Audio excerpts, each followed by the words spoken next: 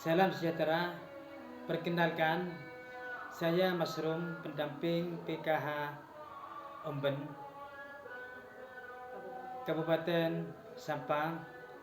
Kali ini kami akan simulasi tentang modul 4, yaitu pencegahan dan penanganan stunting melalui pemenuhan kesejahteraan bayi baru lahir dan ibu menyusui. Mari kita simak video bersama-sama.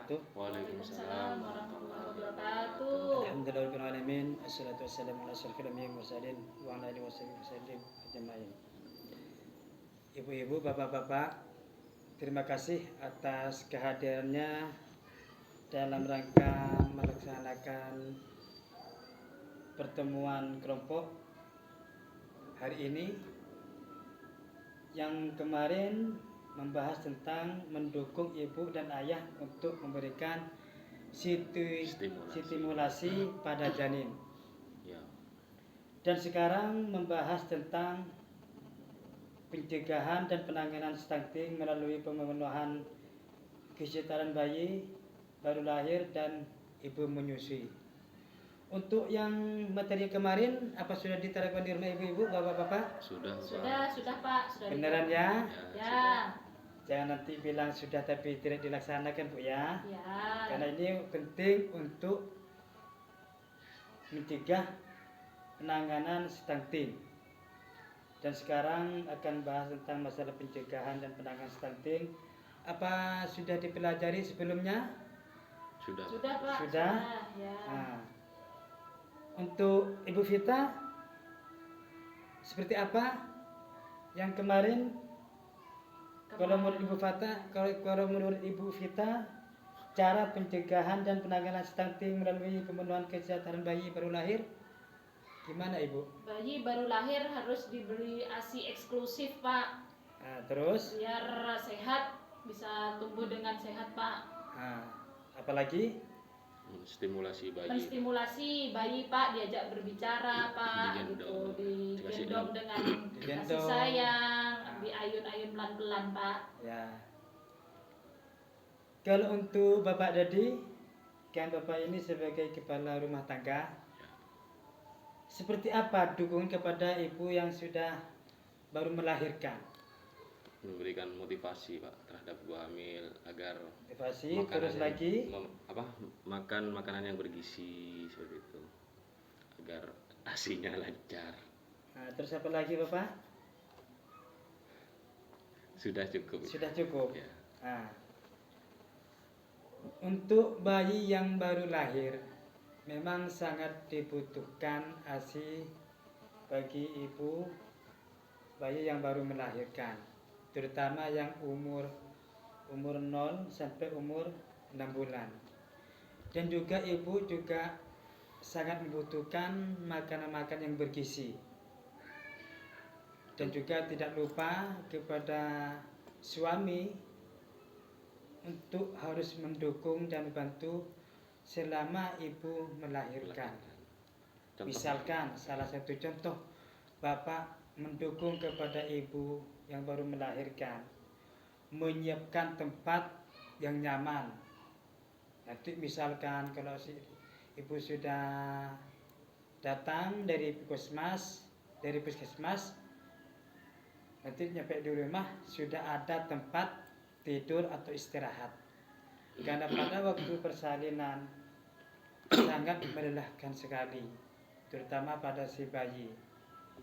Yang kedua, menyiapkan makanan yang bergizi untuk si ibu, biar nanti asinya bagus pada waktu anak nanti mau menyusui.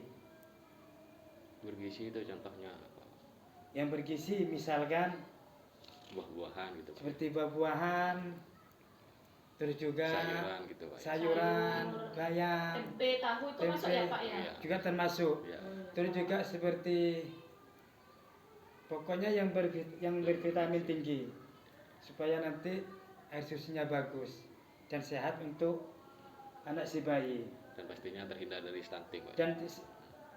Dan pastinya ya terhindar dari stunting pada anak.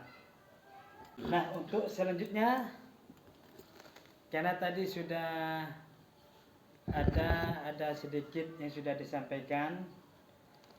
Coba sekarang berbentuk kelompok. Ibu Vita kelompok 1, bayi baru lahir. Ya Pak. Dan kelompoknya Bapak Dedi kelompok 2, yaitu ibu menyusui. Ya. Nanti gimana kita bahas bersama. Ya, kasih kertasnya Pak buat Ya. nulis. Ini kertasnya untuk Bu Vita, 2 cukup ya. Cukup Pak. Baca banyak-banyak. Ya. Ini untuk Bapak Dedi. Ya, Pak. Saya kasih waktu 2 menit. Cukup Anda? Cukup, Pak. Cukup 2 Ya. menit ya. Coba dikumpulkan. Ini Pak.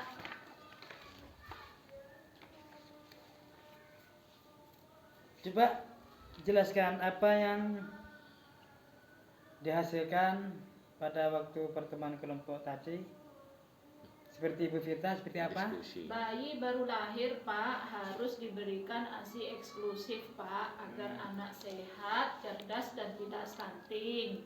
Yang kedua, anak baru lahir bisa diberikan stimulasi Pak secara rutin dan terus-menerus agar pertumbuhan sel-sel otak sarafnya menjadi berkembang. Terus, Pak. sudah cukup? Sudah, Pak. Untuk Bapak Dedi, ibu menyusui. Seperti apa Bapak Dedi? Kalau menurut saya ibu menyusui itu terutama harus makan makanan yang bergizi satu. Makan yang bergizi. Ya, Terus apa lagi? Agar bisa memperlancar ASI-nya. Agar penyakit asinya. Terus lagi? Kemudian dukungan penuh dari suami itu. Dukung penuh dari suami dan para keluarga dan Ya, juga tetangga. Seperti memberikan motivasi. Agar selalu memberikan ASI eksklusif kepada bayinya. Terus juga suami menyiapkan tempat yang nyaman, agar si ibu untuk beristirahat bisa menyusui dengan dan juga membantu masakan di rumah untuk si ibu menyusui. Ya, supaya si ibu bayi tidak stres dan tidak sering bangun dari tempat tidur. Ya. Terus juga istirahat yang cukup. Terus apa lagi Bapak Dedi? Apa lagi Pak? Demikian sudah pertemuan kelompok hari ini. Modul 4 tentang pencegahan dan penanganan stunting melalui pemenuhan kesejahteraan bayi baru lahir dan ibu menyusui. Sesi 5 yaitu pencegahan dan penanganan stunting melalui pemenuhan bayi baru lahir dan ibu menyusui, di mana tadi sudah dibentuk kelompok Ibu Vita kelompok 1 dan juga Bapak Dedi itu bagian ibu menyusui. Dan tadi sudah dibahas dan alhamdulillah semuanya sudah mengerti. Dan saya mohon kepada Ibu Vita sama Bapak Dedi ini nanti diterapkan di rumah. Insyaallah Pak. Jangan hanya rajin pertemuan kelompok diadakan di bagian kelompok, pinter bisa menjawab tapi tidak bisa diterapkan di rumah. Ya, Pak. Itu sangat disayangkan sekali. Jadi saya mohon dengan sangat sama Ibu Vita sama Bapak Dedi nanti diterapkan hasil pertemuan kali ini. Ya Pak ya. Ya, saya kira sudah cukup. Ya. Saya akhiri. Assalamualaikum warahmatullahi wabarakatuh. Waalaikumsalam warahmatullahi. Demikian simulasi modul 4 tentang pencegahan dan penanganan stunting melalui pemenuhan kesejahteraan bayi baru lahir dan ibu menyusui. Semoga simulasi ini sangat bermanfaat terutama pada ibu yang melahirkan. Sekian dan terima kasih. Wassalamualaikum warahmatullahi wabarakatuh.